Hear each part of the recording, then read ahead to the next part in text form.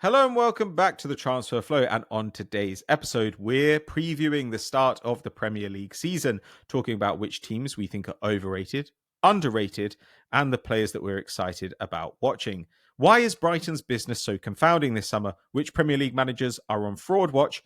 We look at Pep Guardiola's big problem, and we even say semi-nice things about Manchester United. That's all on today's episode of the Transfer Flow.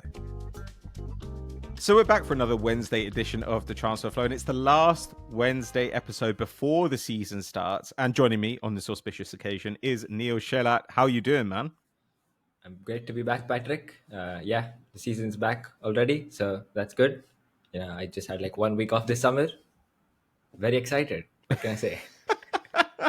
Look, as long as football is going, then you're going, Neel. But look, before we get into it, if anybody wants a last-minute subscription to the previews, if you want to have a sense of what to look for on the opening day and in the opening weeks of the season, full stop, you can still get the previews, our Premier League previews, all 20 for £10. Neel, which ones did you write?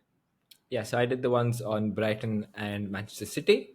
And yeah, guys, so, I was on vacation in India and I had to finish those up. So, please get them to support me, make me feel my efforts were worth it. Because, that was I didn't even get the full week off. Oh my God, Neel. I'm so sorry. But look, Neel, this is your drug. This is your drug of choice. The game. And look, you can get an insight into Neel's fevered mind as he scribbled these during time he should be on holiday. But seriously, I think you can also see our predictions. All of our predictions put together in a table for the season, so you can use that to clown on us at the end of the year. Put together. Yeah, exactly. They are mine. Averaged, so nobody knows exactly how bad they were. But look, today we wanted to kick off the season with some predictions, and we didn't just want to do the standard winner, top four, blah, blah, blah. Though I'm sure we will get into that. So we decided to look at teams we think are a bit overrated, teams that are a bit underrated, players to watch, and then finally somebody or a manager or player that we are concerned for. Somebody who could be in trouble. So I guess we should start in the natural place. Should we start with who's a bit overrated going into this season, Neel? Yeah, we were talking about it before we started recording. A lot of people seem to be overrated. I was spoiled for choice on this one. I was tempted to go for Manchester United, but then I thought people would take that extremely well. So I looked for some other options, and I landed up on Nottingham Forest. Now, Forest in kind of our preview, our aggregate table, we have them. I forget exactly where, but we have them in bottom half, not close to top 10. Which is, I think, where they actually will be. But a lot of other people don't have them there. And I was looking at the Athletic have done a fan survey. They do it every season ahead of the season. And I was looking at just to gauge what fans think. And Forest fans are 80% optimistic, which is a lot of optimism. Good. That's nice for them. Yeah, good for them. I think that's a good attitude to have in life. This season might not go so well for you. So I can think of a few reasons to be pessimistic. So, for one, we've spoken about it quite a bit, but last season it was clearly a freak overperformance, right? There's no way that's sustainable. They're plus 15 expected points, even with that late drop off. And people will say that, oh yeah, the expected points. It's not entirely representative because they took early leads and then they sat back and the XG was kind of messed by that. But even the early leads is not sustainable. It's not like they came out in every game dominating teams, flooding through. They were scoring their first or second or at best third shots, quite often from low quality chances, which is not going to happen again. If you look at their goals by period, by 15-minute period last season, they scored 12 between the first, the start to the 15th minute, which was their highest in one distribution. So okay, I don't think that happens again. I don't think they get 12 again. And Chris Wood is not going to score 6 goals more than his XG again. I don't think so. He might get a bit more, but I don't think it'll be 6. So all of that is to say I don't think they'll be in the European fight even on their standard performance. But then on top of that, they now have multiple competitions to deal with. They have not the Conference League, which they qualified for, but the Europa League, because stuff happened, which they kind of did something like. So look, I mean, I don't know what to say, so I'm just gonna say they got the Europa League somehow. But Somehow. good for them because they get more money. But also, it's tougher. Like you look at the Conference League, you can take pretty much any team from the Premier League's top half, maybe even top 15, and they can get through the group stage fairly comfortably. Like you won't. There'll be a couple of tough games, but you'll progress because again, there's so many teams that are progressing. You'll progress quite comfortably. Europa League, though, you will be challenged a lot more. So in this one, you'll have to take it seriously every week. And I mean, obviously, we still have a couple of weeks left in the window. But like Forest haven't really strengthened the squad to like deal with the second competition from what I've seen. They've made 4 new signings, but have had 8 departures. And like when I look at the squad, I have questions about the depth in various parts. Like at fullback, they've got like 3 guys. The 2 guys who play are both right backs, Nico Williams and Ola Aina, but one of them they put Williams on the left, and then that's about it. So I don't know how they're going to manage that because they also have like the fullback roles are also quite demanding. They have to get up and down quite a bit. So it's not even like you. I mean, you can't expect those guys to do 50 or not 50, but even 40 games, 45 games a season. It looks tough, Yeah. and like Yeah, it even does. midfield, I think is fine.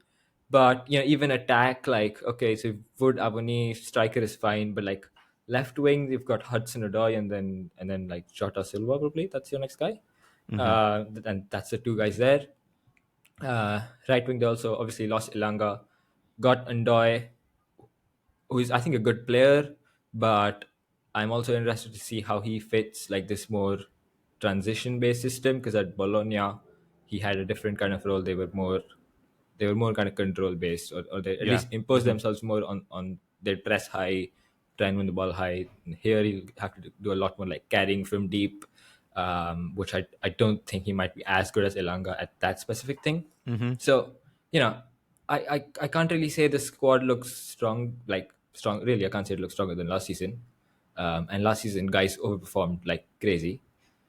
And on top of all that, Evangelos Marinakis is their owner. That's all I'm saying. That's all I'm saying. So those are my reasons why I think things could go badly for Forest, I think these are completely legitimate reasons. It's like especially the as you last said. one. Yeah, sure. As you, ironically, his name means what? Good news, or like bearer of good news, That's it. which is very funny. But like, they are unlikely to play so much time in a favorable game state. Like that point Yeah, you made first is just like the undeniable thing. And even with that favorable game state, well, I don't know. I guess you could argue then that they're less likely to do attacking, but their underlying numbers are 13th, 14th in the Premier League. They had a negative expected goal difference over the season. They were one of, I think, 2 or 3 teams in the league that ran hot both on attack and on defense. And yeah, I think 20 goals from Wood is great if you can get it, but you can't get it again. The thing to me that really stands out is they just didn't have big injury misses last year. Like if you look at the minutes played for the squad, they've got 9 guys in the squad who got over 2,500 minutes. So basically the first team, the core of the first team was just like unshakable. I think there are 12 guys in the squad who all got close to 2,000. I think after that first 9, you've got 3 more who are like 1,900 plus. And then there's a drop to people who have under 1,000 minutes.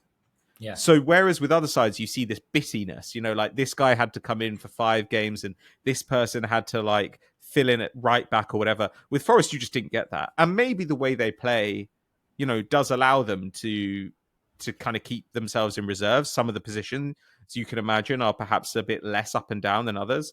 But having your wingers and Gibbs White available all season, that might not happen again, especially with the burden of Europe. And I don't exactly. know. And like that stat also speaks to like a lack of quality depth, right? The fact that I Mm, mean, what you said basically shows that they had like a set first 11, yeah. and then guys coming off the bench or rotating in. But it's like really for any position, it's not like there's 2 guys who are at a similar level and you know depending on like the kind of game you have or the kind of opponent you have, you'll pick. It's like this guy's our best option, and then there's this guy. It's like, left wing is like Hudson Odoi, and then they've got a striker. It's like Wood, and then Avani. So Yeah.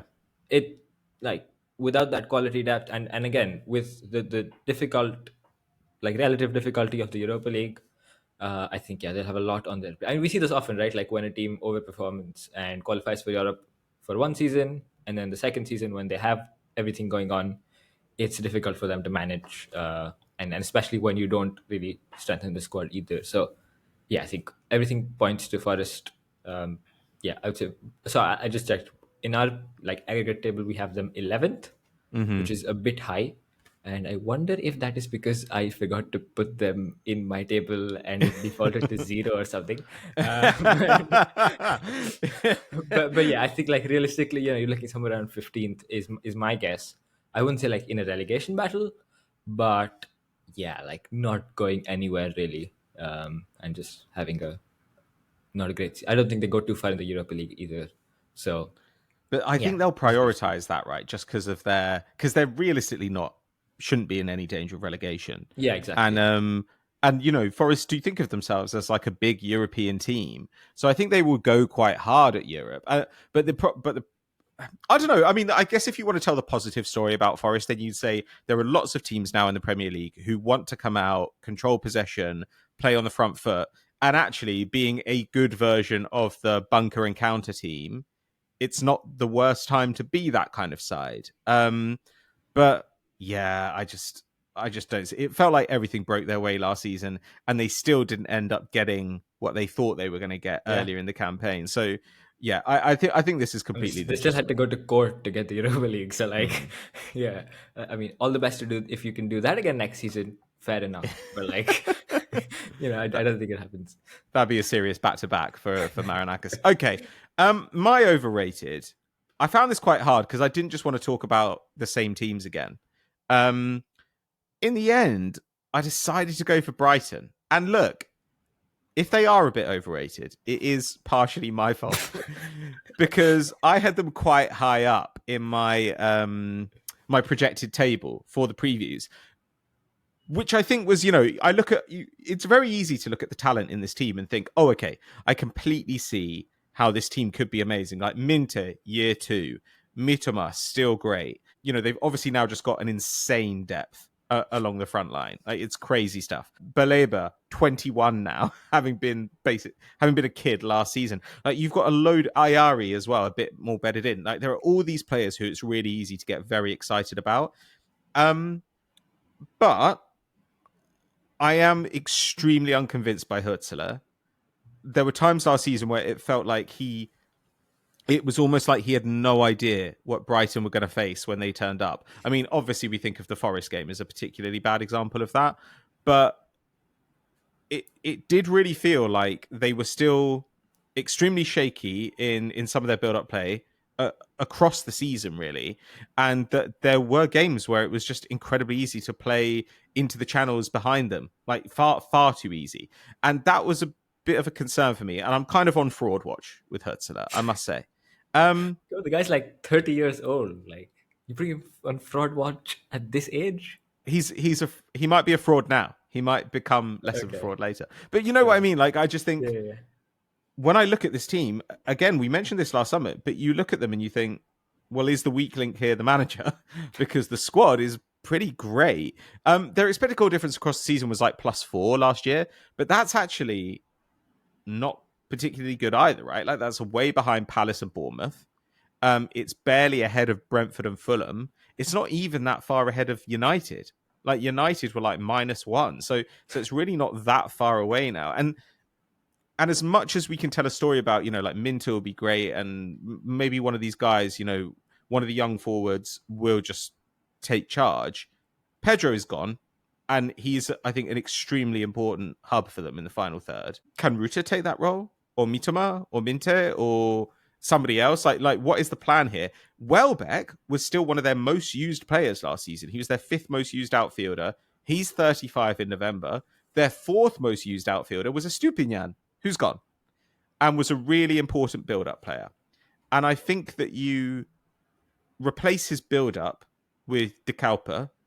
Like that is the kind of player De Kalpa is, right? Like we expect him to be very, very important to their build up, and honestly, they kind of need to be because Baleba actually is yet to put up the kind of progressive passing numbers that we would want him to in that position. But De Kalpa, I just don't think is a very good defender. Like he hasn't been a particularly great defender in Belgium. He was slightly better in the Champions League, I think. But anyway, they're looking at selling O'Reilly now because a few Italian clubs are interested. And to be honest, I'd do that. Like if you can get the money for O'Reilly after a season of him being injured, like go for it. But between him and Adingra and Pedro and Estupinian, that's like 6,500 minutes that they're losing. And instead of going out and getting the kind of players I thought they would, we talked last summer about maybe Brighton are now trying to win something. And so it felt like they might go and get some 23, 24, 25-year-olds. And De Kalpa's 24 and Boscagli's 27. But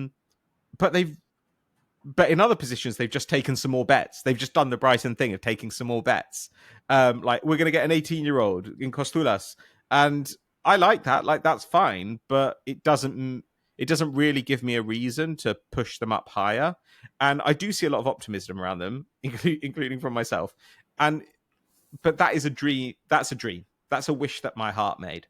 And I just don't think that that realistically it's that plausible because a load of these guys, Minteh, I think there's a good reason to think he'll go to another level.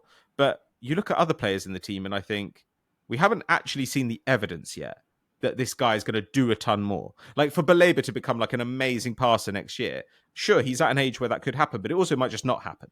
And he's just a really good all-round midfielder. You know, Van Hecke, like he might also take another kind of leap. He's already very good at the stuff he's very good at. I don't think he's going to suddenly become very good at the stuff he's not very good at, you know? So I just think that like Brighton are everybody's like little like second team.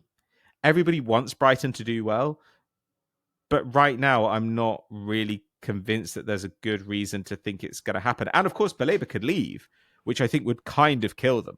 I don't really know if Hürzeler's game plan would be able to withstand that at all. I'm sure they'd go and find somebody, but they might find somebody who's good in a year rather than somebody who's good now. So I was really hoping that they'd go hard this summer to try and take a run at one of the cups, take a run at the top 5, whatever it might be. And in the end, I think they're kind of where they were last season. Yeah. I mean, I wrote the Brighton preview, and like the last thing you said is, you look at my like predicted lineup in the end, and the only changes are obviously De Kuiper in for Estupinian because he left, and Rutter in for Pedro because he left. Yeah. But like everyone else, I think, at the start of the season at least, will be the same. You know, you can say maybe, I don't know, Boskakli replaces Dunk at some point. Maybe there's some more rotation in the midfield depending on how it goes. Maybe the kids play up front instead of well back for a bit. But like you look at the first team, it's pretty much going to be the same. And so yeah, like I was surprised that our predicted table had them 5th because I personally had them 8th. And yeah, like I think they'll have a similar season to last season. Basically, is what is like what I think because the first team's not changed too much. I mean, Hürzeler, I guess a little more optimistic on than you because I think he did. I mean, obviously he had bad games. Like I said, the first one, there are others as well. Of course. It really bad games. But I think he also showed like good adapt. Like I think I mentioned in my preview. So the first one after that 7-0, they had 2 back-to-back games against Chelsea in the cup and league, and they won both, and they went on a 6-match win streak. Yeah. And in those games, I liked what he did. Like they pulled Minteh back from a back 5 out of possession. They really restricted them well, and had a good game plan for Chelsea. So I guess he didn't watch Forest, but he watched Chelsea for like 3 weeks. I don't know. But I think there's. I mean, like I wouldn't like bet my house on him, but like I think there's a decent chance he'll improve. Yeah. But yeah, you're right. Like it's weird. It's like with their transfers, like last summer, they spent so much and they got like guys who you think can really push you like right now. Mm-hmm. And Mm-hmm. you think, okay, last summer they're like really going for this European push, but then they get this 30-year-old coach with whom you were always going to need time. And now after he's got a year under his belt, they're back to getting kids, except a couple of exceptions. So yeah, it's a bit of a weird one in that sense. And like 30 million on an 18-year-old is also, I'm like, okay, that's a big bet you're making. Like, Yeah. it's Brighton, so like I'm not going to question it right now, but it is a big bet you're making.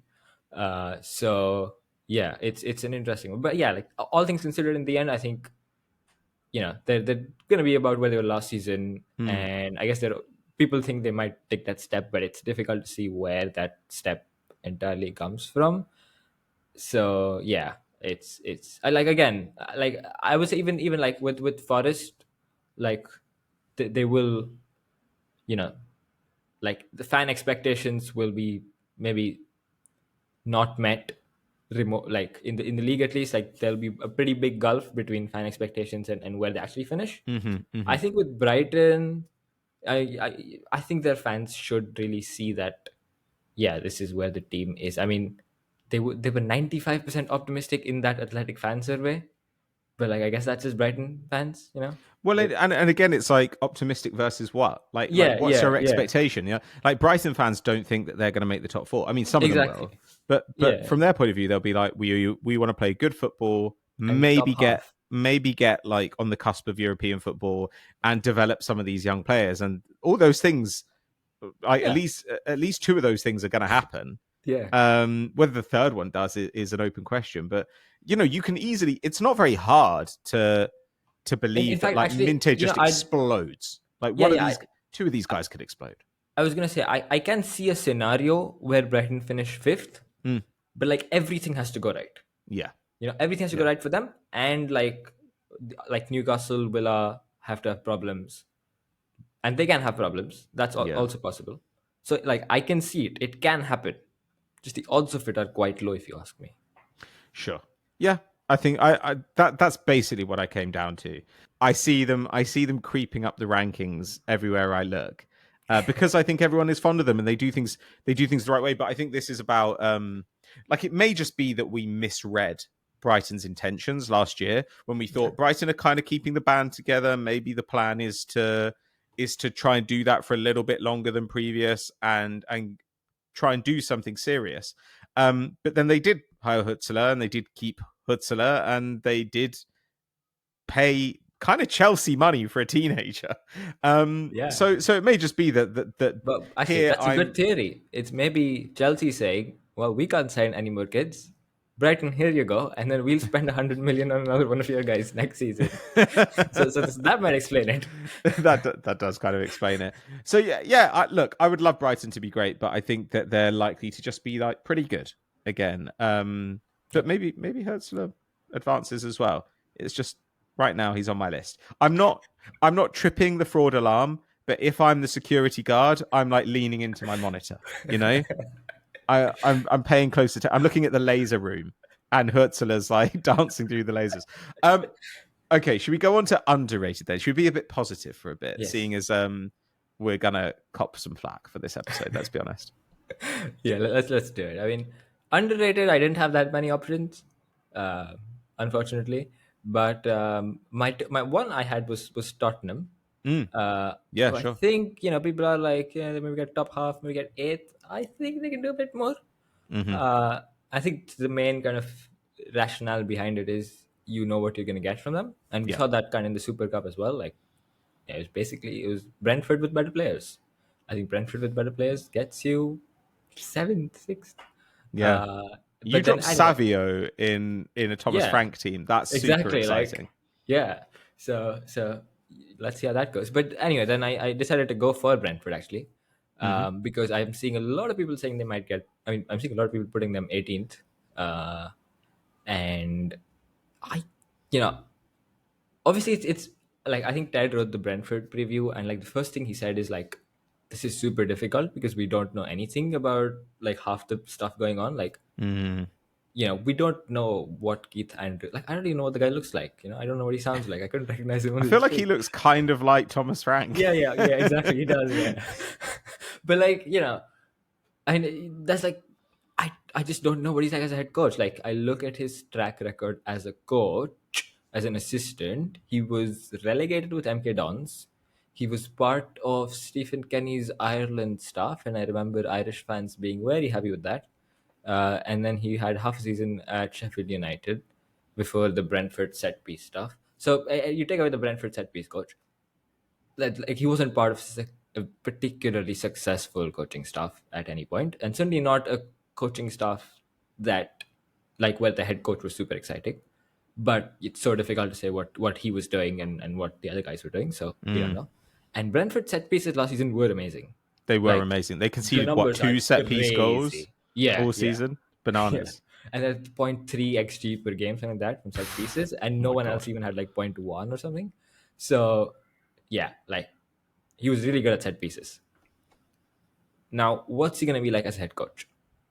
I have no idea. But what I do know is, and Ted's like said, I think he mentioned in the preview, and he certainly said it a lot of times in the podcast, is, with a team like Brentford, you can't just go and get uh, any coach who like does well.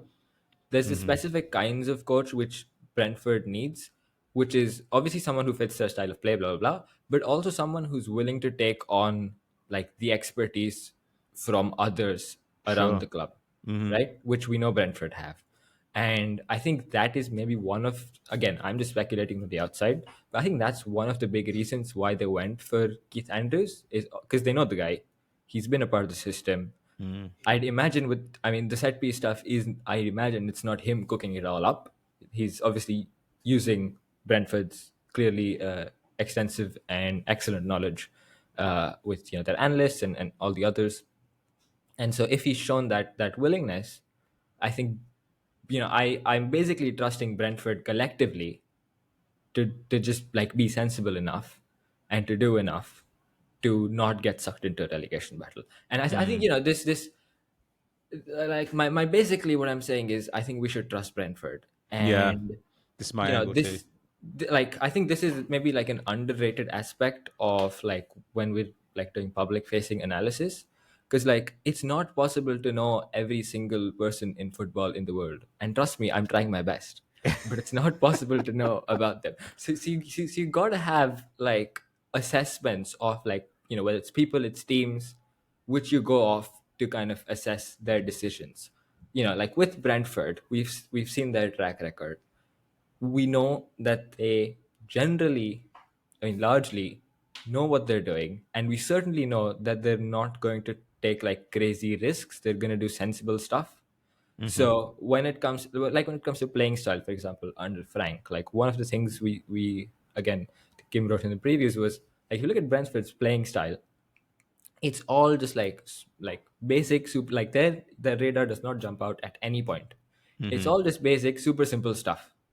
But if you do that, I think you have enough to stay up in the Premier Yeah. League. Yeah. And you people are obviously talking about them losing Mbumo, possibly losing Wissa, a lot of like players besides obviously Frank, and oh no, what the hell's happening? But like, that first of all, that defensive base is pretty much preserved, which is very important for the way they Hmm. played last season at least, and I imagine they will continue to use a lot of those principles. So like, the obviously they also lost Nurgard in midfield, but apart from that, pretty much all the guys in the like back five plus three midfielders are all still there. And then they lost the forwards, but like, and we still have 2 weeks in the window, and I trust them to make good signings. Like, we don't know who they've signed yet, but like one of the guys linked is Dango Ouattara, who is, I think, a Yeah. very good option. That'd be really exciting if Very good Brentford way got to him. replace, exactly. So you put him in instead of Mbuma, and I'm like, yeah, not bad. Like, that's fine. So all things considered, I think they'll just be, again, I'm not saying they're like gonna go top half or whatever, but I think they'll be fairly clear enough of a relegation battle. Like, I think they'll, yeah, like around 15th, not really sucked in. Mm. Obviously the promoted teams, West Ham, Wolves, those guys are probably going to be fighting down there. But Brentford, I think I can fairly confidently say. Again, obviously there's so much like unknown, but like, I'm fairly confidently saying that they won't be there. Yeah, because they're not going to be crazy open or anything. Yeah, So exactly. So they'll get some points in games where more ambitious teams, will probably lose them because Brentford are gonna, like you say, keep their defensive base pretty solid, and it's gonna be business as usual for those guys. And if they do get someone like Ouattara, then that would be amazing. I mean, like he looked like a superstar in the making last season for Bournemouth. But similarly, if Wissa goes, I just have faith that they'll replace him. Like Exactly. with Norgard, they've gone and got Milambo, who I know has played further forward previously, but they've got him and they've got Henderson. So you've got enough cover there. Brentford are always going to do this, and the step forward that Schade took last season as well, like that's really exciting for them because that guy is lightning quick, obviously has really good instincts in the box, and is so good in the air. Like they've got a huge find there, so They've I'm also got. I positive as mean, well. we don't know what he's going to be like after a big injury, but they've also got Igor Thiago, who's Yep, kind of like a new signing, as the cliche goes. So Carvalho, who there's they didn't really get much out of last season. yeah, exactly. Like there's people there, and I think they will make sensible decisions in the transfer window in whatever time remains. So yeah, I think they'll just be fine. Yeah, I like this one. I'm positive about Brentford as well. I don't have them in the relegation zone, certainly. And I think there are 5 teams at least beneath them that I'm very scared for. Yeah, I'm going to do a quick one. Everton, I think. Like, don't get me wrong. I don't think Everton. I wouldn't top place them four. very high up in my predictions because there's huge disaster potential here. They are thin in midfield. They are thin at fullback. They're thin pretty much everywhere. David Moyes has been coming out saying every time they say, "Oh, what do you think of your new signing?" He's like, "We need 5 or 6 more guys. Like, we are in so much But trouble." But when I look at prediction tables and I see, like Forest in the top half and I see Everton in the bottom half, even in our prediction table, where Everton were 14th and Forest were 11th, 11th. I think I don't really have a big reason to think that that's going to be the case. Like, Everton were good over the back half of last season. Actually very good. They had a positive expected goal difference. The defense in particular was good. It was third in the league over the stretch I looked. And the attack was middle of the pack. And what have they done to the attack? They've gone and added Jack Grealish, Tieno Barry, Kiernan Dewsbury Hall, in addition to Njai and McNeil and Beto, who were all pretty useful last season. That's quite exciting. And also, I think the Grealish thing, and Alcaraz, I guess, to an extent, that gives them some right-footed set-piece takers. Mm. And I do think that Moyes is going to do some fun, well, not fun, but effective set pieces this season. You've got McNeil for the left-footed ones, Grealish for the right-footed ones. They've got a backline of enormous giants. So like the issues for them are, 1, depth, obviously, and 2, Idrissa Gueye, who was their best progressive passing midfielder last season and led the league in tackles and interceptions. I mean, was just burning through work in midfield like he always does. But he is old now, and you can't really rely on him doing that forever. And then you look at guys like Garner and Eric Boonham, who are kind of okay in their limited minutes. Like they I guess Garner got about 1890s. And they put up pretty respectable defensive numbers. But can one of these guys step up and be the DM for Everton? I don't know about it. And then there are rumors about things like Douglas Luiz, which I'm just like, no, thank you. So I do think that if I were Everton right now, if Everton go out and get a couple of midfielders before the window ends, I'll be really, really positive about them because I think they've got interesting central defenders. I like them going and taking a bit of a gamble on Asner as the left back. I think that's super, super fun. But I just think that Moyes will get a defense functioning and he will like the defenders that he has there. And in attack, you kind of can just say especially to Njai and Grealish, just do stuff, just get the ball to Barry, and that'll work for us. And honestly, I kind of think it will. Like I want Grealish to have a James Rodriguez at Everton season, and he's one of the few players who would go to Everton, but feasibly be able to do that. Like he's one of the few guys who might turn up there and just be amazing. And I think that he probably does have a season or two of excellent football left in him. So I think that's interesting. And look, there's some. They were just middle of the road for set piece goals last season, created and conceded. So there's an edge to be gained there. I guess they also got some other luck. They were the only team in the league who didn't concede an own goal and didn't give up a penalty all year. Wow. Both of which are like very, very funny. But I'm very fond of Everton. I'm really glad that Everton have survived a period which I thought they would maybe not. And now they're doing like kind of smart stuff. Like, and Jai was a great pickup. And Dewsbury Hall, I think Chelsea were lucky to get as much of their money back as they did, but still, good player. Barry, I think, is Yeah, fantastic. Like that is a that's really fun. good. That's a Yeah. really cool signing. And actually, guys like Beto was pretty good last season. You know, like everyone decided that he sucked, but he was pretty good last season. So I would love to see Everton be good. And really the story is just like they don't get serious injuries. Like that's what needs to happen for Everton to be pretty decent. But even still, I think that I see a lot of predictions that have them, you know, kind of 16th, 15th, 16th range, and I think they're a little bit better than that. So that's my Everton take. What are your feelings on them? Are you as optimistic as I am? I was just checking my predicted table. I think it's Mm-hmm. worth telling the listeners that this predicted table was built entirely on vibes. I Yeah. was on a train between two cities in India. I had no internet. I was just writing stuff. I ended up writing 19 teams. Yep. So that's how like focused I was. But I think I put Everton 16th. So Okay. but like after your like what you said, I'm yeah like I could get on board with that fully. Like again, I think yeah 16th is definitely too low because like you said, there's five teams below them, almost guaranteed. And yeah, like I think yeah, like I put Everton in that Brentford kind of tier Yeah. where I'm like, yeah, that'll be fine. If I say Everton have potential to go a bit higher Mm. if like you say with Grealish and if everything clicks, they can push maybe even closer to the top half. But yeah, like I think if you look at like the defense again, similar to Brentford, like they're gonna be sensible, not gonna do anything crazy, gonna be solid.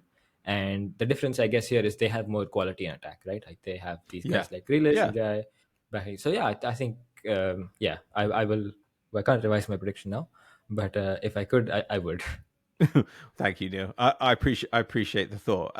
Okay. Well, we're going long here. Should we go on to our players to watch? Because I think this is also an interesting gateway into some stories that we expect to unfold over the opening weeks of the season. Who are you going to have an eye on as the season begins? Look, I'm investing heavily in Yankuba Minteh.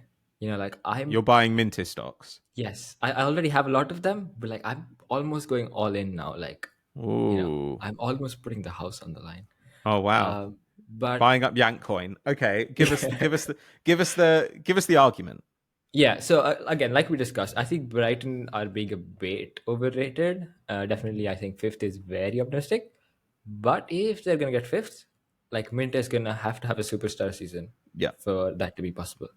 I think that is not impossible. So, I mean, let's talk a bit about him, right? So this is the first time he's playing a second season in the same league, not the same club, the same league. Okay, Mm, so it's he true. he was a teenager when he moved to Odense in Denmark from the Gambia, and there's an interesting story there too because he did reported it quite badly in his first trial, but then he really impressed in the second trial, got an academy contract. I think we're talking 22, 23. Uh, Academy contract started the season. By October, he's got a permanent contract. And then he ends the season with 4 goals, 4 assists, and looking really impressed. I mean, that's where I first watched him, Mm, and I was impressed in there. But I could never have guessed that he would get this far this quickly. Like his adaptation is mind blowing. So obviously, on the back of that Obe season, he's picked up by Newcastle, loaned out to Feyenoord, 10 goals, 5 assists in the Eredivisie yeah. in a Feyenoord team, which wasn't like they had some other issues as well, right? Like it wasn't like a PSV kind of thing where they're just like, yeah, man, we're putting 7 people forward. We don't need defenders, and here we go, scoring 100 goals. So that's quite impressive. And then he moves to and like this is even more impressive, right? He moves to Brighton, first season in the Premier League, 20 years old, young coach, new coach, like Mm, a pretty changed team. 6 goals, 4 assists in 20 starts, zero point 0.5 goal involvements per 90. he had competition from Brian Gruda, who was, I mean, they spent about more money on him, but I mean, in the end, I think he's won out because they shifted Gruda to like the central role by the end of the season. Yeah. So he basically kicked him out of his favorite position. So I mean, like that in itself is incredible. Just the raw numbers is super impressive, and I think it speaks to just how, I mean, just how good he's at adapting. Because like I'm not just talking about like different leagues, different teams, but like, different, like he's moving countries. Yeah. It's he's moving like on a yearly basis. And it's not easy to do that. Like it's not easy to go in a completely new country and perform at such a high level immediately. I think maybe people underrate that sometimes, but like just the fact that he can do that for me says a lot about like how he can probably grow even further now that he'll be in the same environment for a longer time. And then when we talk about him as a player, I think we have all the underlying qualities of a superstar. Yeah. So he was, like I said, point 0.5 goal involvements per 90 last season. It was on the back of 0.44 xg plus xa. So it's not crazy of a performance there. He was pretty close. And I mean, there's other numbers as well, which I'll get onto. But I saw there's this kind of like app or web tool by this good Twitter account called Football Economist, which is like a profile app where they're basically using some metrics to profile players and profile their kind of various attributes. And I found this was very interesting for Minte. So among top five league like attacking midfielders and wingers, Minte is 97th percentile for movement, 96th percentile for box presence, 95th percentile for 1v1, 80th for finishing, and 62nd for final ball. Now, what that tells me is one, like movement, box presence. These two attributes really stand out to me and has stood out since the Feyenoord days, right? Because when you look, and obviously he's like a super dribbler. I think he's attempted close to 5 per 90 last season and completed 2.25 take-ons. So Yeah. he's a very prolific dribbler. And when you think about these kind of wingers, what you think about them is they'll run at a full back. He's also left-footed on the right wing, so he'll cut inside and then he'll shoot. Yeah. Minter doesn't do that. You look at his shot map, there's almost nothing from that zone outside the box. Everything is inside the box, towards the right side of the box. And, his movement to the far post in the box and also just coming across is I think, really not that common in young wingers, but a really important attribute to have, especially when you have someone like Mitoma on the left, who can create those good cutbacks, good chances. And there's, again, I'm not saying he's perfect at it. There's definitely scope to improve, but that's a very strong attribute. I Yeah. one-on-one dribbling, I don't need to say much because you just watch him. You'll see he's just so good with the ball. He can wriggle out of tight spaces. He can just burst past someone. He can, go either way. So he's really good at that. Now, his finishing is decent, but like I think with his left foot, he's good. Uh, he's got decent placement. He doesn't use his right foot a lot. Do you want to guess how many right-footed shots he took last season? Uh, Well, he didn't take that many shots overall. yeah, So are you looking for a raw number? yeah, just the number of right-footed shots he took last season. Okay, so I'm gonna say I'll give you context. 4. He scored 3 goals with his right foot last season. Oh, okay, 6. Three. He He took took three 3 straight right-footed shots shots. So and scored basically, he uses his right foot when he's like only on the goal line. exactly, There was one against exactly. Chelsea, wasn't there, where he was like basically on the goal line. Yeah, exactly. So Okay, I think he's got scope to improve there. I sure, don't know if he I does, would but say so. yes, clearly he can do a bit more with his right foot. And also, I just don't think with shooting, also with like chance creation. So his like creative numbers, like he doesn't do much passing in general. He's more of a like a he's great at carrying from deep. He's great at carrying in the final third. He's good at getting past people. He's good at creating quality chances, Hmm. like in the box, but he's not a high volume creator. I think he Sure. he had 1.4 key passes per 90 last season, but 0.24 XA. So not much creation, but when he creates, it's quality chances. I think he can improve some volume there by also improving his right foot. Because if you look at all his assists, they were all basically he goes like around the fullback into the box and then plays a left-footed ball across like the 6-yard box. Yeah. So it's Hmm. effectively like a cutback, but it's with his left. If he improves his right just to get more balls into the box, because he doesn't do much from like outside the box, go to the outside and hit a ball in. If he improves his right foot, I think he not only can get more goals, he can also improve his creation volume. Yeah. So there's he's got the like underlying, like his movement is great. He is a great dribbler. He gets into great positions very consistently. He's got decent output already, like 10 goal involvements, zero point 0.5 per 90 is not bad at all.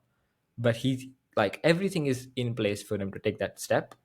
And like, when you think about everything else, what I mentioned about him like moving every season and doing so well, or even just like how he kind of behaves on the pitch, like he's a super hard worker. Yeah, He he is. tracks back so much. Like I mentioned that back five thing in that Chelsea game. Like, he was the guy who's just going up and down the wing, preparing to track back, go all the way into the back five, and then darting up, getting up on the attack, carrying, countering. So like, it looks like all the ingredients are there. And if he puts it all together, yeah, we can talk 15, 20 goal involvements even, maybe. So Wow. yeah, let's see how Yeah, it that's goes. the But I'm thing. You look at him, and I think he had such good shot volume in the Netherlands, and it like halved when he came to the Premier League, which is normal. But he's still carrying the ball into the box constantly, as you say. He's up there with, I think the top three in the Premier League last season were Doku, Madueke, and Savio for this. And his numbers kind of stand up with those guys, maybe not with Doku, but with the other guys, with the normal guys. And when and he gets so many touches in the box, he gets like 7 touches in the box per 90, which is kind of a striker number. So you just yeah, think, if you keep getting these touches in the box, these shots are going to come. yeah, And if the shot numbers just creep up to 2, if they can get up to 2.5, then suddenly you've got a genuine superstar happening in front of you, because he's also so powerful. I yeah, expected him to feel much slighter, given how young he was last season. But actually, already, he can get Premier League defenders running backwards, and he can muscle past them. So I think, yeah, he's a really exciting player, and he's one of the guys who I think feels like they're going to go from, oh, everyone likes him and thinks he's interesting, to he is a superstar this season. Like that feels like it's going to happen. And I know that in the transfer flow Slack, some people are quite bullish on Yankuba Minteh's future. Yeah, I love him. I think that Brighton, for many reasons, are going to be really fun to watch this season. Minteh could be, high could on be that his list. last season there, but he's reason number one. Yeah, My player to watch is Rayan Cherki, and obviously that's because he's great. never heard of him. Nope. Sure. Obviously that's because he's great. And also I think that it got to the point with Cherki where we expected him maybe not to make a move this big, because as talented as he was, it just felt like it was taking too long. It felt like there was too much kind of innuendo about his behavior off the pitch, that maybe teams wouldn't go for him. And now he's going to find himself surrounded by attacking talent. He's got Marmoush and Haaland and potentially Rodrigo to feed as well. And he is so two-footed, the opposite of Minteh in this. Like, he had exactly the same number of left-footed shots and right-footed shots last season, Cherki. He's really, really hard to control. You get him in the middle of the pitch, and he's able to create off both feet. He's able to dribble through very tight spaces. He doesn't really get that many shots himself, but he is one of the best creators already in the game. And if you wanted to bet on anybody reproducing De Bruyne form, then it would be him. He's also 22 tomorrow, so he could easily get better, which is quite a scary thought. Plus, I think that sometimes with these kinds of players, the first season of them under Pep is maybe the most fun, because it might be more of his like maverick tendencies haven't quite been ironed out yet, which I think is always quite enjoyable to see. But the real reason I'm picking Cherki is not just because I think he's going to be fun, but because I think he's going to be the test for how good City actually are this season. Like, if Pep can integrate Cherki and the defense can be solid, then my estimation of City's chances to win the league or to win the Champions League skyrocket. And whether that's, Rodri coming back, or whether it's a double pivot or whatever, if you can have Cherki without making Man City super porous, then I think, you got to hold your hands up and say that this team is capable of winning basically anything. And in my ranking, my mental ranking right now, they are just behind Arsenal and Liverpool. I have Arsenal and Liverpool pretty much neck and neck, and City are just behind. But they've tried some interesting things in preseason, like having him press in a front two with Haaland. all the best with But that. yeah, I just look at that and I'm like, well, that front line might as well not exist. But if you drop him deeper, then he's got more work to do. Also, when he's in that front line, the problem is that when they win the ball, he's kind of ahead of the ball, which isn't really what I want him doing. On a side note, by the way, this Rodrigo thing for Man City, is he not just going to have to play right wing? It's like, is he going to leave Real Madrid, go to Man City, and play right wing because Five Marmoush is goals going to once play on the again. left? 5 goal season. Yeah, 5 goal season. So this is the thing. I just think, like, look, a lot has been made of Man City's numbers being a lot better over the back half of last season than the front half. And I think that this is the people who are writing City off are wrong.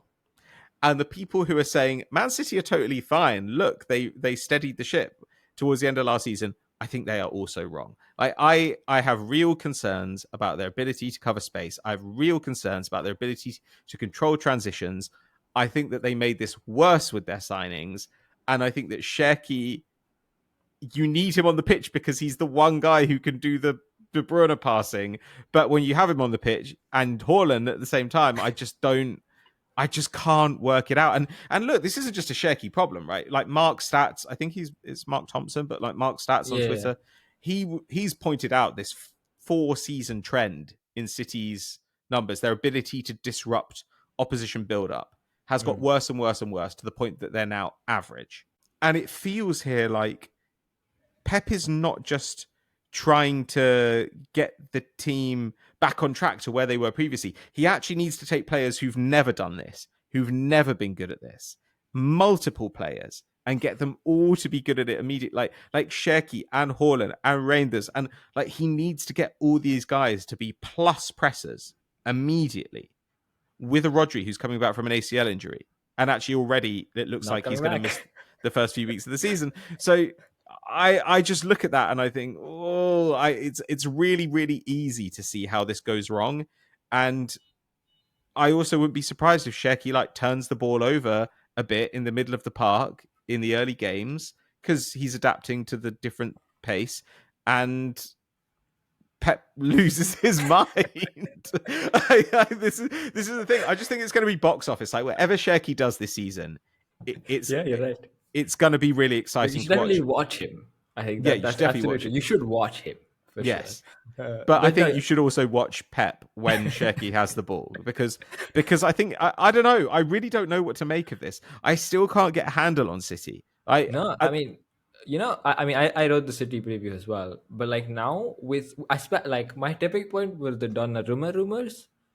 If that happens, I am putting City on fraud watch, and like if I they am if going they all the send way Edison into the out and monitor. if they get Like like I'm going to monitor Trafford the and situation. Donnarumma as Pep Guardiola goalkeepers Like, I don't know is what's happening. highly unusual behavior. Yeah, because like all the stuff you said about like the pressing stuff is like half of my preview I spent talking about that. Because like you say, I think like it's just problems everywhere. Like the Mm. players are the problems. Like yeah, it's like 2020 to 2021, 22. City were the best pressing team in the world Yeah, by a margin, and they had guys like Gabriel Jesus whose job it was to press. Like yeah, that's why he was in the team.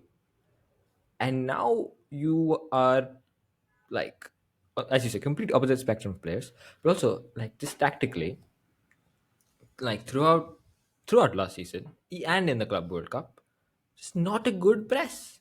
Like they're mm. just not well designed. And I understand that the design has constraints because of these players, and you have to like because like basically what they had to do was front two can't really press, so they just stand there and the wingers come to press, and that creates all sorts of problems.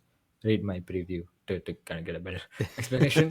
But like it's just like there's not one aspect of the press which I feel confident about, and it Mm. is important to be good out of possession to be good in football, certainly in the Premier League. So like City I have a lot of questions with, but Cherki, I think as you say, he's going to be amazing to watch. Like even if City are like not great, even if they're like well behind the top two, I Yeah, think maybe Cherki even more fun then, because then he can do more of whatever the hell he wants. yeah, uh, yeah, and so then he'll be even more exciting. And to be fair, I do think like I think, I mean, this, I mean, obviously it does get like overblown sometimes. The whole like Pep control freak with play. He's a control freak, but he's not a control freak with player, like individual players. You know, some players, Mm-hmm. he will let you do what you want to a decent extent. I Yeah. think Cherki isn't, even at the Club World Cup, again, we probably might see different stuff now, but at the Club World Cup, we saw he got quite a free role. Like he was roaming around quite a lot. And he was dropping quite a lot. He was picking up the ball deep, which, as you say, is what you want to see. So I think he let Shaky do a good amount of what he wants, which is good. And I don't know what the hell he's going to do out of possession, but like I think they'll be entertaining. I'm not sure if they'll be great. Yeah. I'm honestly more skeptical now than when I wrote the preview. And like, you know, selling like I put Savino in my lineup on the right wing, and now you're Yeah. gonna sell Edison for Donnarumma. Like, okay, man. This is exactly my attitude.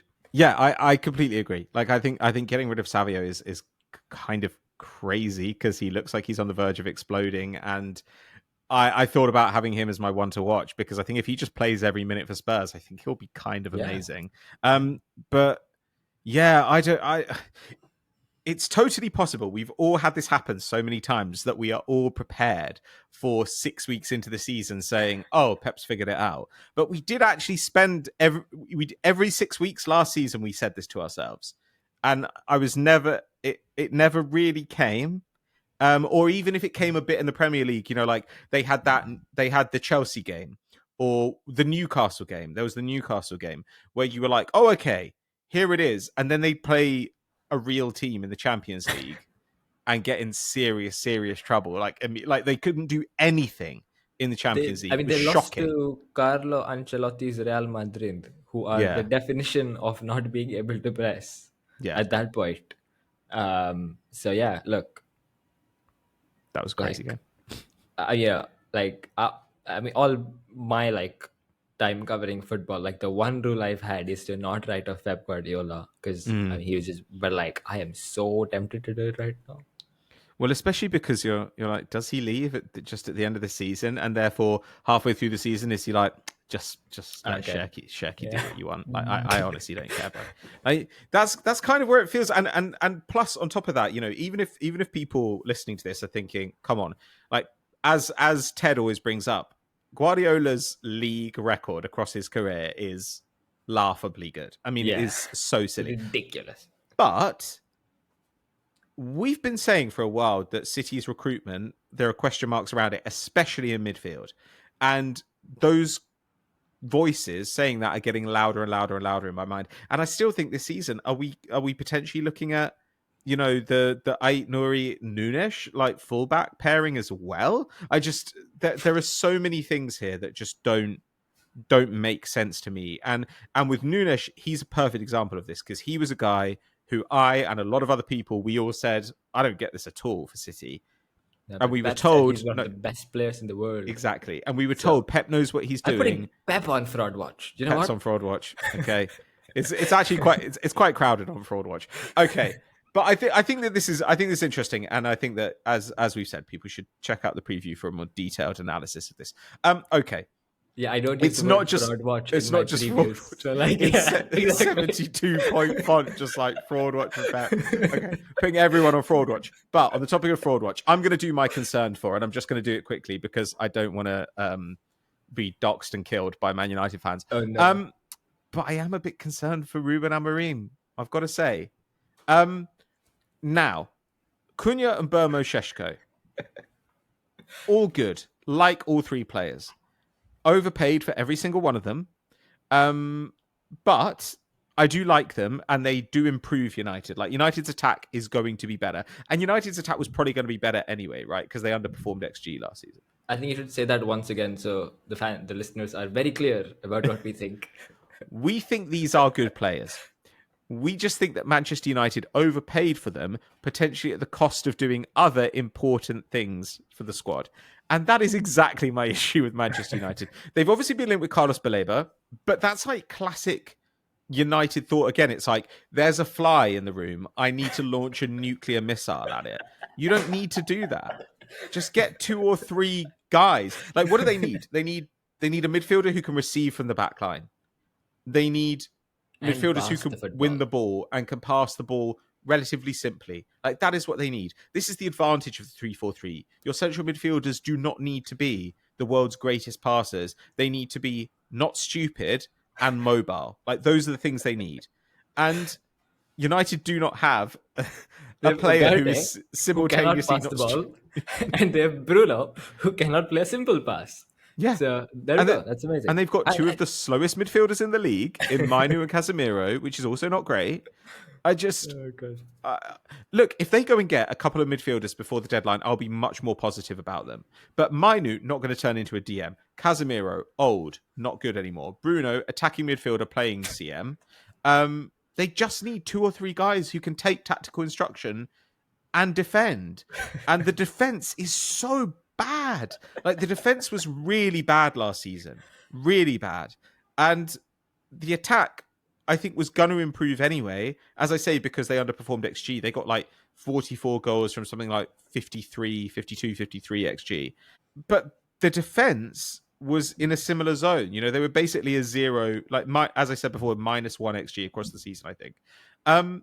Why are they just not really doing anything about this incredibly troublesome backline and their build-up play all season? This is the thing, Amorim. Don't want to say fraud watch again, but all season, if somebody can show me the improvement that they noticed in Man United's build-up play over the course of Amorim's time in charge, I would honestly welcome having it pointed out to me, because I just didn't see anything there. I didn't see anything there.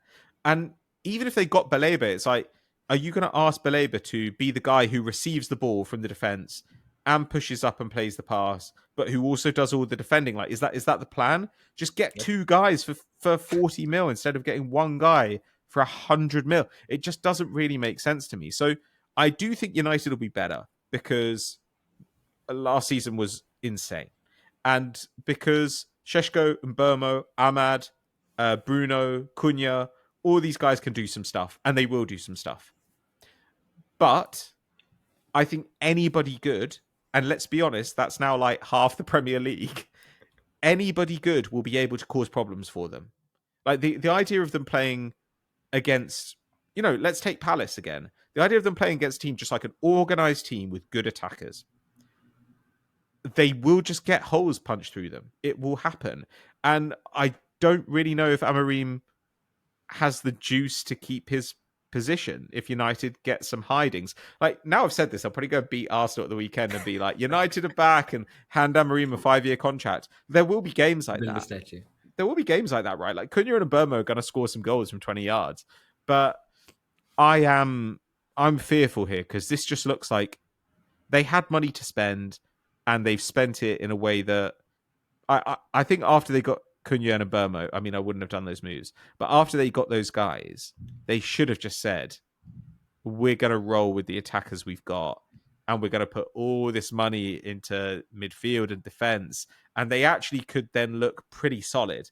And instead, they look so top heavy that a light breeze will blow them over. And I expect that is what happened. I expect that a light Brentford-shaped breeze will blow them over this season. I think they're going to have some embarrassing defeats unless they address this problem. And even if they do address this problem, I just need to be convinced by Amorim, and I'm not yet. I need to see what he's doing, because I don't love it. I mean, I think we've been saying for 10 years that United need a midfielder who can pass the ball and defend. So that's going well. Yeah. And so I have zero confidence in them doing, like, even They're in if, the if they Wenger get it. zone. They're in the Wenger zone where everybody every Yeah. season is like, well, we know what Man United need, and Manchester United are like, another attacker. Another Get 100 him in. million on the attack. Oh god, but yeah. No, I'm with you. I was like, when he came in, I was a bit optimistic on Amorim, Yeah. and I honestly thought, like, you write off this season, and he can probably do something next season, but then, like, last season was, as you say, like, you write it off, but like, you want to see something, right? And you just didn't see any, like, pass the ball, keeper gets it long. Something happens. That's it. But So the other thing that might happen there as well is they want Donnarumma too. And so they're like, right, we can't build up, so we're going to replace kick it Onana with long. Donnarumma. Okay, well, Yep. he's going to maybe Yeah. stop some more shots, but I Kick do it not long think to Sheshko. he's going to help your build up very much. Don't love it. Okay. Yeah, so that's my concern for. But I'm still open to being shown I'm wrong. Like maybe United do just have another 100 million to spend, and that'll do it. But I don't trust them to spend it well Yeah, I think they can. I think there's another forward they can probably sign for like 60, Yeah. 70. Should be good. in a position that they don't need. That's probably the next step. It'll be Donnarumma. Anyway, I think I'll do my last fraud watch for the Mm-hmm. day. I don't. Is this? I think this is kind of fraud watch. Yeah. So my worried for guy is Graham Potter. Yeah. I'll Mm-hmm. start by saying so Kim did the West Ham preview. Uh, I think it's fine if I read the first two sentences because you can read those for free as well. But Sure. like, buy the rest of it. But anyway, the opening sentences of Kim's preview.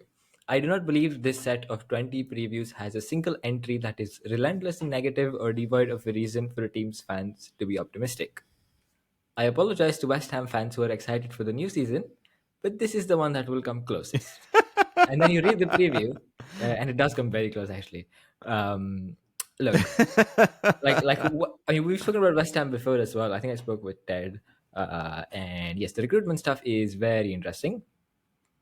I'll get onto that, but let me talk about Potter first. So I'm not worried about him financially because he got a big bag from Chelsea, Yeah. so good for him. But his reputation has been going downhill since then, right? Like, yeah, Chelsea. I, like once, like even at the time he was sacked, I was still like, maybe you can stick with him for a bit.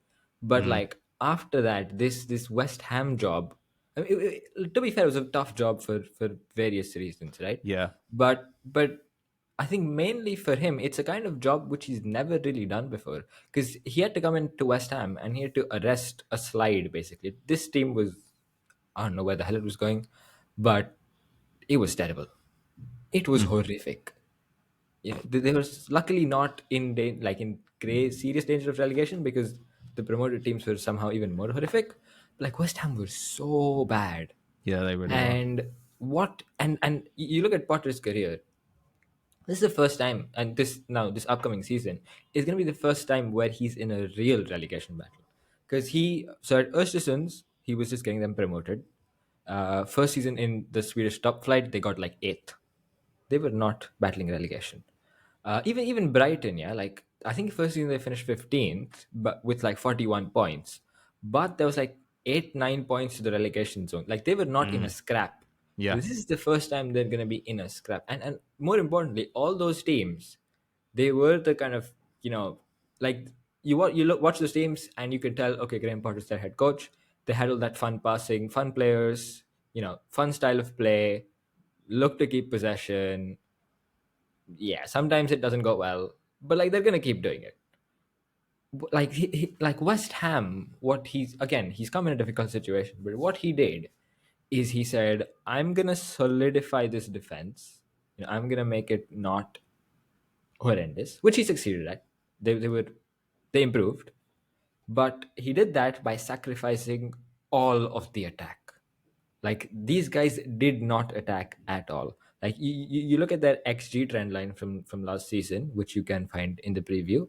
But like if I were to chart it by hand, the attack is just zero throughout, and like the defense is really bad, and then Potter comes in and it's like a bit better, Yeah. but the attack throughout is zero.